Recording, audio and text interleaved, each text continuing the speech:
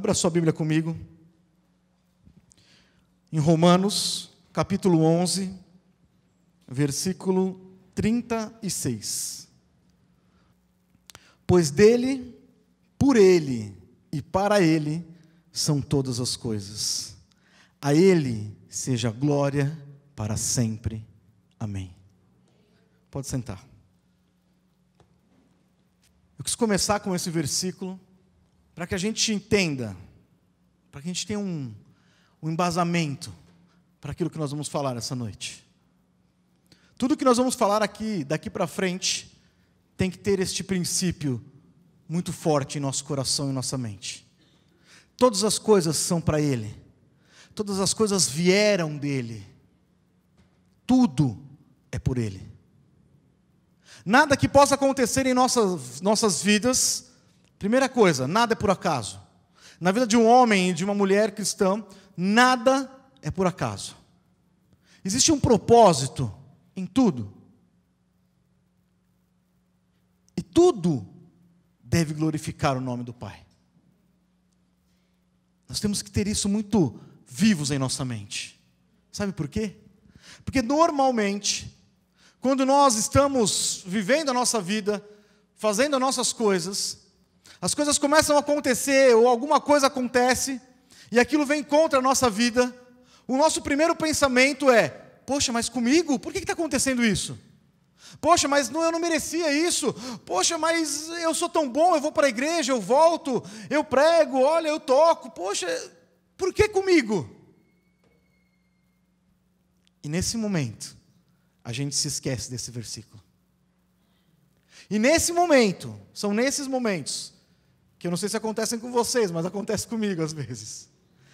Nós esquecemos que tudo é para Ele, e tudo é por Ele. E é por isso que nós estamos aqui essa noite. Você não está aqui essa noite à toa, por acaso. Você não está aqui essa noite porque você foi convidado por alguém. Você está aqui esta noite porque Deus tem um propósito nisso. E o propósito de Deus, muito mais do que mudar a nossa vida, mudar o nosso entendimento, é glorificar o nome do Pai. Jesus, enquanto esteve aqui na terra, em carne e osso, quando alguém falava alguma coisa para ele, ele era rápido em responder que ele estava aqui para glorificar o nome do Pai, para exaltar o nome do Pai, para engrandecer o nome do Pai, para levar-nos ao Pai. Esse foi o papel de Jesus aqui. E quando ele foi para a cruz e ele ressuscitou e ele esteve aqui com os discípulos durante 40 dias, ele ensinou e disse: agora vocês vão. Agora vocês vão. Vocês vão fazer o quê? Vocês vão ser engrandecidos? Vocês vão crescer? Não! Vocês vão sofrer as mesmas coisas que eu sofri. Vocês vão viver e vão fazer coisas maiores do que eu fiz. Mas nunca vai ser para a sua glória, vai ser para a glória do meu Pai. Isso não mudou até hoje. Nós estamos aqui, nós fazemos, nós vivemos para a glória do nosso Deus. É muito mesquinho da nossa parte imaginar que Deus move, que Deus faz, porque nós precisamos simplesmente. Deus faz também, Deus supre as nossas necessidades, mas existem algumas condições para que Ele supra a nossa necessidade. Por exemplo, Ele fala o seguinte: buscai primeiro o reino de Deus e a sua justiça, e as demais coisas vos serão acrescentadas. Ele falou o seguinte: olha os lírios dos campos, olha os animais, quem dá de comer, quem veste. Você acha que eles se preocupam com o dia de amanhã? Não. Eles não se preocupam. E por que eles não se preocupam? E porque eles estão aí para glorificar o nome de Deus, para que as pessoas olhem e falem: olha que coisa linda, Deus que fez.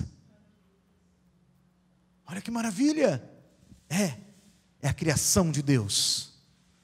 Por causa disso, Deus supre as suas necessidades. E não é diferente com a gente. E eu pensando nisso, e não sabendo do nosso dia e da nossa ocasião hoje aqui, eu comecei a ler um pouco sobre Esther.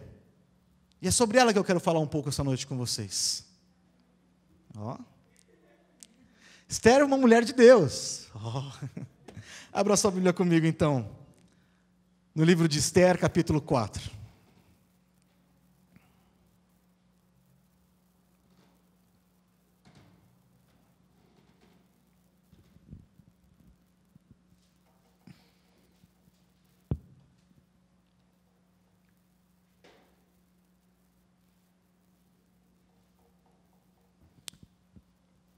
Esther, capítulo 4, versículo 10. Diz assim, versículo 11. Todos os oficiais do rei e o povo das províncias do império sabem que existe somente uma lei para qualquer homem ou mulher que se aproxime do rei no pátio interno, sem por ele ser chamado. Será morto, a não ser que o rei estenda o cedro de ouro para a pessoa e lhe poupe a vida. E eu não sou chamado à presença do rei há mais de 30 dias. Só até aqui. E aí eu vou contar um pouco da história de Esther. Nós não vamos ler, mas eu quero contar um pouquinho da história de Esther. E eu quero que vocês entendam onde Esther se encaixou em toda a história da Bíblia e até hoje aqui em nós. Esther, ela foi contemporânea de Esdras, lá atrás. Então imagine o seguinte, lembrem do seguinte, o povo foi levado cativo para a Babilônia, e o primo de Esther, Mardoqueu, que nós vamos falar aqui daqui a pouquinho, ele foi levado também para a Babilônia, junto com Daniel, junto com os seus amigos. Mardoqueu também foi levado nessa mesma época. E aí, depois de tudo acontecer, com os anos passando, lá para 480 a.C., o rei Xerxes, que era governante de 120 províncias, que reinava lá no Oriente, ele se frustra com a sua atual esposa, com a sua esposa, e ele começa a escolher uma nova esposa, uma nova rainha para o reino, para ele e para o reino. E é nesse momento que aparece Esther.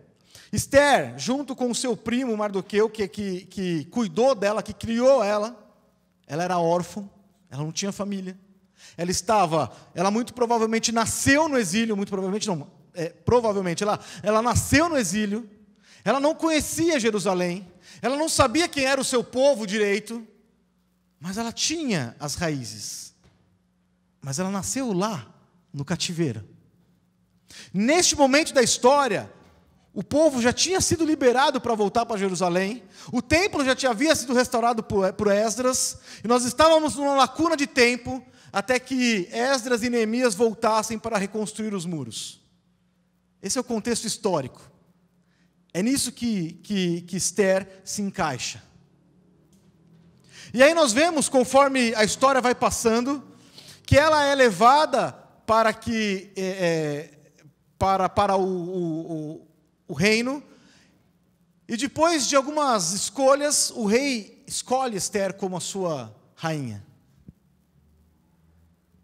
A palavra de Deus diz que o homem que cuidava lá, a pessoa que cuidava das concubinas ali do rei, das mulheres do rei, do harém do rei, achou graça em Esther. E porque ele achou graça em Esther, ele deu vantagens a ela. Ele ajudava ela a se mostrar para o rei, para que a escolha fosse ela. E não foi diferente. Esther foi escolhida rainha. E aí a gente pode pensar um pouco. Primeira coisa que a gente pode pensar: por que eles continuavam ainda lá? Eles já haviam recebido a ordem ou o decreto que eles poderiam voltar para Jerusalém, porque os muros, o templo estava sendo reconstruído, a cidade estava sendo reconstruída. Eles poderiam ter pegado a sua família ali, porque eles não tinham nada a ver com o rei ainda. Eles podiam ter pego ali a sua família, Mardoqueu e Esther, e voltado para Jerusalém. Mas eles não voltaram. E aí a primeira coisa que a gente pode pensar é: poxa, esse povinho era mais ou menos, né? Eles não estavam querendo muita coisa com Deus, não. Eles estavam bem lá, eles estavam ótimos lá. Mas não. eles ficaram lá porque havia um propósito para isso. E é exatamente isso que a gente precisa entender. Nada é por acaso. Esther não foi rainha por acaso. E aí, continuando a história, depois de ela se tornar rainha, existia um homem, um príncipe, que chamava Ramã. E este homem, ele foi elevado ao mais alto nível ali, apenas abaixo do rei. E as pessoas, quando encontrassem com Ramã, elas tinham que se prostrar. Mas Mardoqueu, ele não se prostrava. E por causa dessa rixa entre os dois, Ramã não quis matar Mardoqueu. Ele quis matar todo o povo de Judá, todos os judeus. Prestem atenção como Satanás trabalha. Satanás não quis atacar um homem, porque aquele homem era só um homem. Satanás quis atacar todo o povo. Ele queria eliminar o povo judeu. Isso há 480 anos antes de Cristo. Já era a intenção deles terminar com os judeus. Mas porque um homem, Mardoqueu, ele se posicionou, isso não aconteceu. E aí nós vemos que Esther estava lá no reino, estava lá sendo a rainha, e aí Mardoqueu ouve ali no palácio, nas portas do palácio, que dois homens iam tentar matar o rei. Ele corre contra para Esther, e ela leva isso ao rei, e o rei é salvo. E esta passagem fica anotada nas crônicas do rei, que Mardoqueu salvou o rei da morte. E o tempo continua passando. O tempo continua passando, passando e passando. Até que Ramã consegue convencer o rei, sem dizer que povo que era, que ele precisava exterminar aquelas pessoas do reino. Que eles estavam roubando, que eles eram poderosos demais. E naquele momento o rei, sem saber de quem estava falando, ele permite que eles matassem, que Ramã matassem os judeus. E quando Mardoqueu soube disso novamente, voltou a Esther. E chegou a Esther e falou o seguinte: Esther, não é à toa que você está aí. Não foi à toa que Deus te colocou nesta posição. Eu sei que o rei não sabe, que ninguém sabe que você também é do povo judeu. Mas chegou o momento disso ser revelado, para que a glória do nome de Deus seja exaltada na terra. E a resposta de Esther foi exatamente essa que nós lemos aqui. Olha, ninguém entra na presença do rei, ninguém pode entrar na presença do rei, porque se alguém entrar na presença do rei sem ser chamada, morre. E se nós continuarmos a ler aqui, versículo 15 agora, Esther diz o seguinte: vá, reúna todos os judeus que estão em Suzã e jejuem em meu favor. Não comam, não bebam durante 3 dias e 3 noites. Eu e minhas criadas jejuaremos com vocês. Depois disso irei ao rei. E ainda que seja contra a lei, se eu tiver que morrer, morrerei. Está aqui o ponto-chave dessa noite. Quanto nós estamos dispostos a dar ao Senhor? Ontem, no primeiro dia, o pastor Jeter falou algo muito parecido com isso. O Senhor conta, só que para Ele contar, Ele precisa que a gente dê tudo para Ele. Se nós dermos metadezinha, 1/3, 2/3, Ele não vai poder usar a nossa vida. Quanto que nós estamos realmente dispostos a entregar a Ele? E aí você pode pensar o seguinte: não, mas é o seguinte, eu já passei da época, eu não preciso mais, olha, quanta gente aí para fazer isso, olha, não sei o que lá, não, mas a minha posição já é diferente, não, eu sou um pastor, não, eu não preciso, não, eu já tenho uma estabilidade, etc. Não importa a situação que você esteja, Você pode estar por cima ou você pode estar por baixo. O Senhor conta com a sua vida. O Senhor conta com a minha vida. Esther podia pensar o seguinte: olha, agora eu sou rainha. O povo vai perder, poxa, que pena. Mardoqueu, vem você que é meu primo para cá, eu te trago aqui para dentro, te enfio aqui, você vai trabalhar comigo, e está tudo certo, deixa o povo para lá. O Senhor já nos livrou. Poxa, egoísta, mas realista. O Senhor me colocou aqui porque Ele queria livrar a minha vida. Que pena que naquela época ainda não existia o versículo de Paulo. Mas, mesmo não existindo, Esther já tinha consciência disso. Porque independe do que ela era, independe do que ela tinha, a resposta dela foi: se eu tiver que morrer, eu vou morrer. Sabe por quê? Porque é isso que o Senhor tem para a minha vida. Não foi isso que nós encenamos aqui no teatro? Não é isso que nós fazemos ou falamos que precisamos fazer todos os dias? Pregar a palavra de Deus, sair e fazer discípulos, etc, etc, etc. Quantas vezes nós não perdemos oportunidades de falar de Deus? Essa semana, eu preciso confessar, essa semana perdi uma grande oportunidade de falar de Deus para uma pessoa que trabalha comigo. Eu cheguei a falar, eu comentei alguma coisinha e depois nós paramos. E depois que nós paramos e mudamos de assunto e fomos para outro lado, eu fiquei pensando e falei: Jesus, por que eu não falei mais? Poxa, Jesus, eu só falei que o Senhor está voltando, que o Senhor vai levar, ok.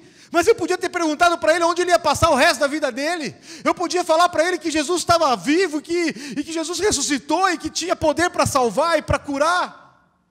Mas eu me limitei a falar um pouquinho só e mudar de assunto.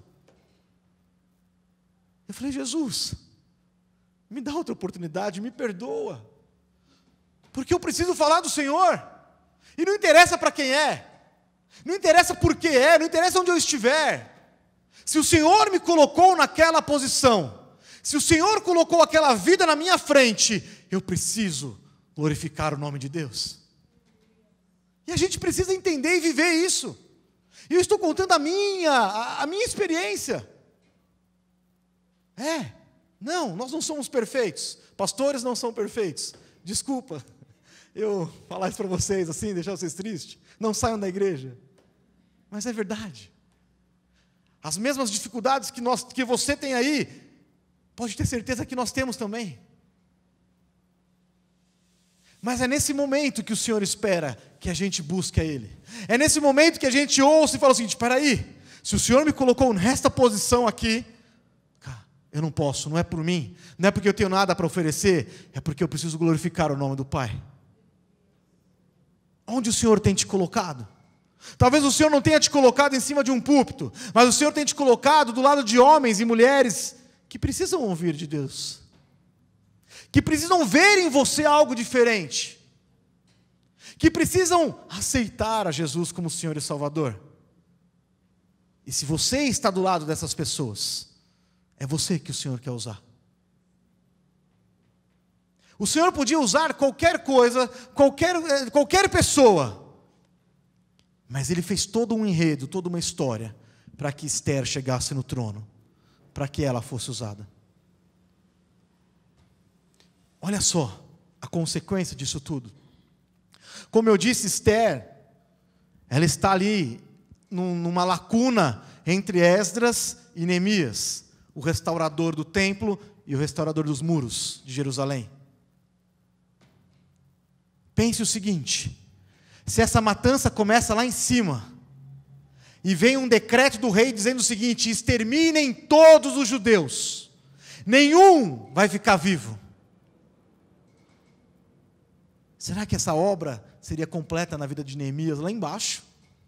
E talvez lá embaixo Neemias nem soubesse disso, porque Neemias estava em outro reino, é um pouco depois. Talvez Neemias nem existisse, se aquilo não acontecesse lá em Esther. A gente não precisa estar no centro das atenções. Esther, entre aspas, e coloque aspas nisso, é uma história um pouco esquecida ali na Bíblia. Nós sempre olhamos Neemias, nós sempre olhamos Daniel, e com razão.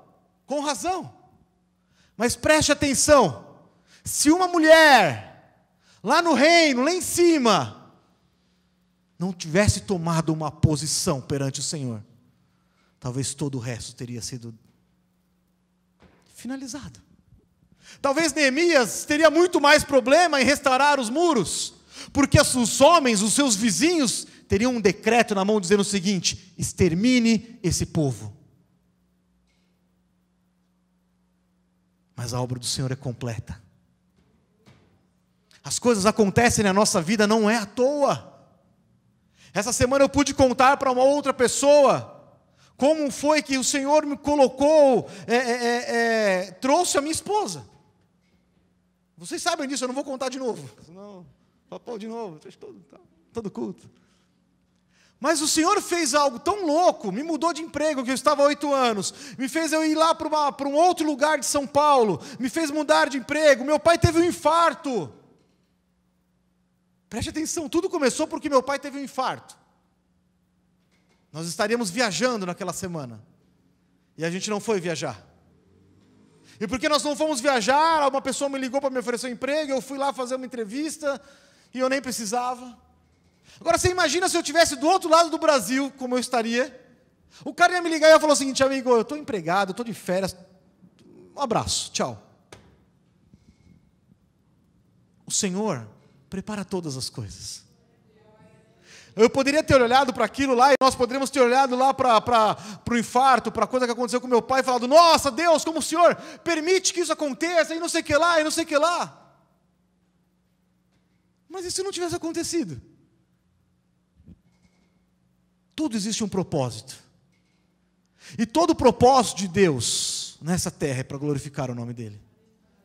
Tudo o que aconteceu não foi para que eu casasse? Não foi, não. Tudo o que aconteceu foi para que o nome dEle fosse exaltado nessa terra. Para que hoje eu pudesse falar aqui para vocês o seguinte: olha, espere no Senhor, porque Ele tem o melhor para a sua vida. Não sou eu, não é. É o Senhor. O nome dEle tem que ser glorificado. O nome dEle tem que ser exaltado. E talvez você não entenda a posição que você está hoje, a situação que você está vivendo hoje. Mas chegue no Senhor e fale: Deus, eu não estou entendendo o que está acontecendo com a minha vida, mas eu creio que lá na frente o Senhor tem o melhor para mim. Lá na frente o Senhor vai mostrar por que isso tudo está acontecendo agora. Pai, não deixa eu esquecer que eu preciso engrandecer o Teu nome em todos os momentos da minha vida. Não pense que Esther começou a obedecer ao Senhor aqui quando estava como rainha. Ela só foi até lá se candidatar a ser uma rainha porque o seu primo, preste atenção, não era nem pai, porque ela era órfã. É porque o seu primo quis que ela fosse. Poxa, vai você. Eu sou fora. Aquele velho lá, estou fora. Eu tô novinho. Podia ser a reação dela ou não? Vai, você sai para lá, você nem é meu pai, você nem manda em mim. Podia ser a reação dela ou não? Mas ela já era uma mulher que temia o Senhor. E de novo, ela nasceu lá no exílio. Ela não tinha ideia o que era Jerusalém. Ela não tinha ideia do que era entrar no templo, como nós vimos aqui ontem que Daniel provavelmente teve quando era pequeno. Ela confiava pura e simplesmente em Deus. Ela tinha fé no Deus que ela servia. De novo, todo propósito tem algo a mais. Tudo o que acontece em nossa vida não é por acaso. Não se esqueça disso. Jamais. E se nós continuarmos aqui na história,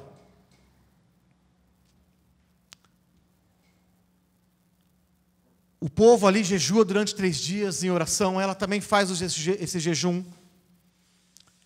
e ela começa, e ela faz uma festa para o rei, um banquete para o rei. E durante esta festa, essa comemoração, ela se achega ao rei. E naquele momento ela poderia ser morta. Naquele momento, simplesmente, ela poderia ter perdido a vida. Mas preste atenção. Existe poder na nossa intercessão. Existe poder na nossa oração. Existe poder quando nós nos juntamos, como nós estamos aqui hoje, e oramos por um propósito específico. O Senhor se alegra disso. Já era o propósito de Deus. Olha só como as coisas funcionam. Já existia um propósito no coração de Deus de livrá-los da morte. Deus já tinha visto Esther ali. Mas a intercessão é tão importante. A nossa posição de falar: Deus, eu nem sei o que vai acontecer comigo. Eu não sei se eu vou perder meu emprego. Eu não sei se eu vou perder essa amizade aqui que tanto tempo eu tenho. Não importa, eu preciso falar do Senhor. Deus, eu preciso. A minha vida é para isso. O Senhor me colocou nesta posição porque eu preciso glorificar o Teu nome. E Esther fez isso. Ela chegou na presença do rei e o rei estende o cetro para ela e fala: rainha, o que você deseja? Isso acontece, as coisas vão acontecendo. E a primeira noite, depois que essa festa acontece, essa primeira noite ela ainda não tinha pedido nada. Durante a noite, sem Esther ter falado absolutamente nada, a Bíblia diz que o rei não conseguiu dormir. Olha o poder da nossa intercessão. Olha o poder do jejum. Olha o poder da união da igreja quando nós oramos, nos juntamos para orar por um propósito. Ela não precisou abrir a boca dela na primeira noite. O Senhor foi lá, no lugar dela. E aí a palavra de Deus diz o seguinte, que o rei chama lá os seus servos e fala o seguinte: olha, me traga aí as crônicas do rei, eu quero ler, eu quero que vocês leiam para mim. E durante essa leitura, ele ouve que Mardoqueu, o judeu, salvou a sua vida. Olha que loucura! O homem que seria morto, que estava uma forca preparada para ele, o Senhor, vocês têm dúvida que foi o Senhor?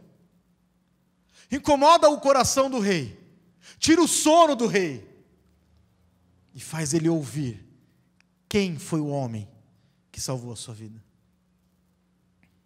E aí na noite seguinte, enquanto Esther se achegava e se prostrava durante o rei, podendo morrer, ela fala: olha, querem matar o meu povo e o povo do meu primo Mardoqueu. E aquele rei ouvindo isso falou: não, de jeito nenhum, como pode? E para finalizar a história, que eu não vou contar a história inteira, com detalhes, o Senhor reverte aquela situação.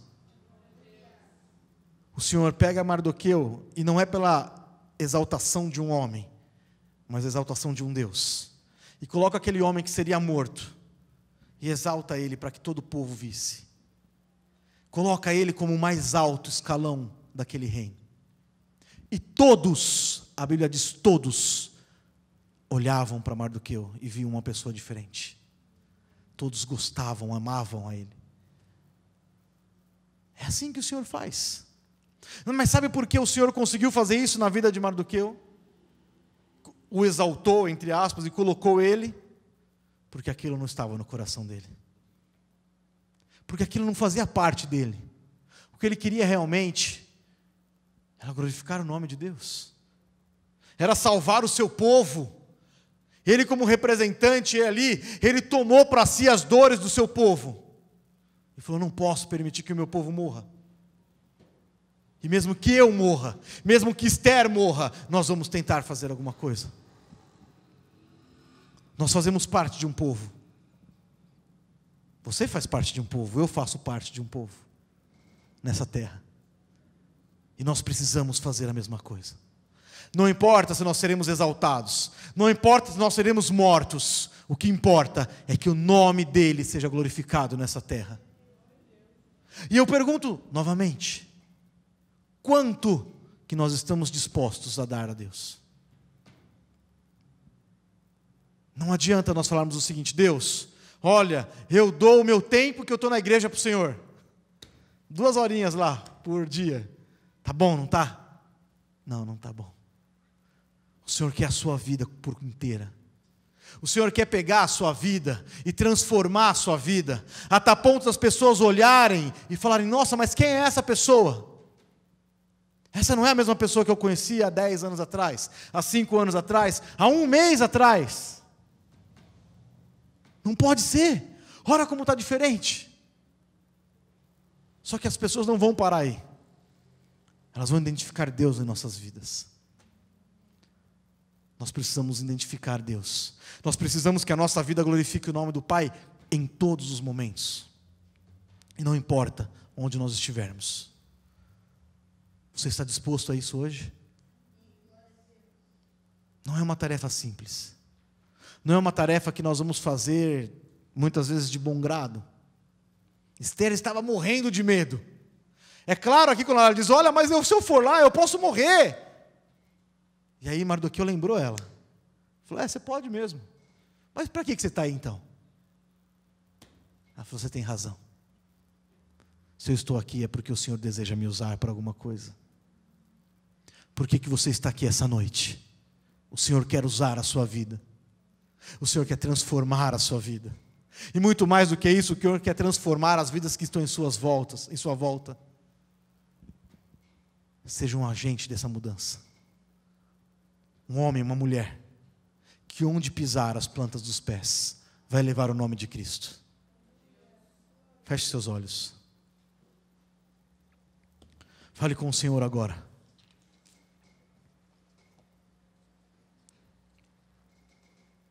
O Espírito Santo de Deus está aqui essa noite. E Ele quer ouvir a sua voz. Oh, Espírito Santo de Deus, fala, meu Pai. Fala com cada um essa noite, Pai. A palavra de Deus diz assim aqui em Lucas 9, 23. Se alguém quiser acompanhar-me, negue-se a si mesmo. Tome diariamente a sua cruz e siga-me. Pois quem quiser salvar a sua vida, a perderá. Mas quem perder a sua vida por minha causa, este a salvará. Pois que adianta o homem ganhar o mundo inteiro e perder-se ou destruir-se a si mesmo? Se nós queremos algo com Deus, nós devemos perder a nossa vida aqui nessa terra. Nós devemos diariamente. Não está dizendo de terça, quinta e domingo nos cultos. Não está dizendo uma vez por ano com os votos de final de ano ou de início de ano. Não está dizendo só no culto Game Over de dezembro. Está dizendo todos os dias. Todos os dias nós devemos pegar a nossa cruz e caminhar. Falar: Deus, mais um dia começou. Eu estou aqui, Pai, com a minha cruz. Eu estou aqui e eu vou fazer a diferença neste mundo. Alabassuri canta na alabás. Oh, Espírito Santo de Deus, encontre em nós, Pai, corações sinceros, corações verdadeiros, Jesus. Pai, que estão dispostos a entregar tudo, que estão dispostos a entregar tudo, para que o Seu nome seja glorificado nessa terra. Jesus, o Seu Filho tinha tudo aí em cima, papai. E mesmo assim, Ele se fez carne para morrer por nós. Pai, isso é o máximo. É o máximo que uma pessoa pode fazer por outra. É dar a sua vida. Jesus, encontre em nós essa verdade, Pai. De estarmos dispostos a entregar o nosso bem-estar. De estarmos dispostos a entregar o nosso tempo livre. De estarmos dispostos a entregar o nosso sábado, o nosso domingo, a nossa segunda. Para que o Teu nome seja exaltado nessa terra, Jesus. Oh, Pai, nós fazemos tão pouco, Senhor. Pai, nós achamos que o pouco que a gente faz é suficiente, Senhor. Tem misericórdia de nós, Pai. Pai, tem misericórdia de nós. Vem aqui, Jesus. Pai, toma as nossas vidas, Pai. Pai, eu sei que nós estamos sendo preparados para algo muito grande que o Senhor tem, Senhor. Pai, porque eu creio nisso. Alabassuri, caralabassuri, canta na baça. Alabalabassari, canta na labassa. Pai, que a nossa vida seja para exaltar o Teu nome. Não importa se nós somos escravos, ou se somos reis ou rainhas. Não importa se a gente vai morrer ou viver melhor. Oh, papai.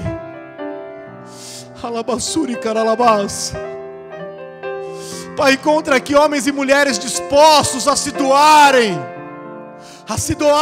pela sua causa, a sentirem no coração aquilo que arde no seu coração, Jesus. Alabassuri, caralabás, santa nalabaia, alabaxuri, canta nalabás.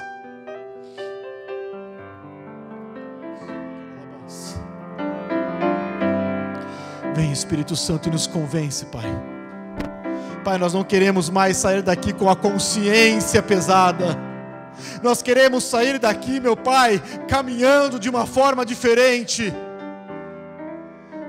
Basta, Jesus, nós sermos advertidos, repreendidos pelo Teu amor, e sairmos daqui apenas com vergonha. Basta, Jesus. Nós precisamos sair daqui transformados, renovados. Essa vergonha vai ficar para trás. Tudo aquilo que nós deixamos de fazer vai ficar para trás. Oh, paralabassuri, canta na labassa. Eu gostaria de convidar você. Olha, veja bem o que eu quero dizer, o que este convite quer dizer. Você que está disposto a caminhar diferente hoje. Esqueça a vergonha, esqueça a timidez, esqueça o que já passou, as coisas que você já perdeu, como eu perdi essa semana que passou, as oportunidades que nós perdemos. Esqueça isso. Mas você que deseja realmente ter uma vida nova no Senhor, transformada, caminhar diferente, exalar o perfume de Cristo, não aqui dentro da igreja, mas na rua, na sua casa, no seu serviço. Fique em pé agora em nome de Jesus. Aleluia, Jesus. Aleluia, Jesus. Encontra homens e mulheres aqui dispostos, Pai, essa noite. Encontra a verdade em nossos corações, Pai. Encontra a verdade em nossos corações, Jesus. Encontra a verdade em nossos corações, Jesus. Encontra a verdade em nossos corações, Pai. Pai, estão aqui homens e mulheres, Pai, que estão dispostos a mudarem as suas vidas, que estão dispostos a transformarem, estão dispostos a caminharem de uma maneira diferente. Meu Pai, para isso nós precisamos dar o primeiro passo. Mas nós precisamos que o Senhor nos capacite, Pai. Nós precisamos que o Senhor venha aqui, Pai, e comece mudando o nosso entendimento do que é palavra, mudando o nosso entendimento do que é reino, mudando o nosso entendimento do que é Bíblia, do que é ser cristão, do que é fazer parte de uma comunidade cristã. Pai, muda, transforma agora, Jesus. Alabassuri, canta na labalabassuri, caralabás. Aralabalabassuri, canta na labassuri. Que os anos vão passando, eu fico imaginando Deus dos céus olhando para a terra e falando para esse povo: eles vão sair agora do deserto e eles vão rumo à terra prometida. E quando eles chegarem lá, eu tenho isso para eles.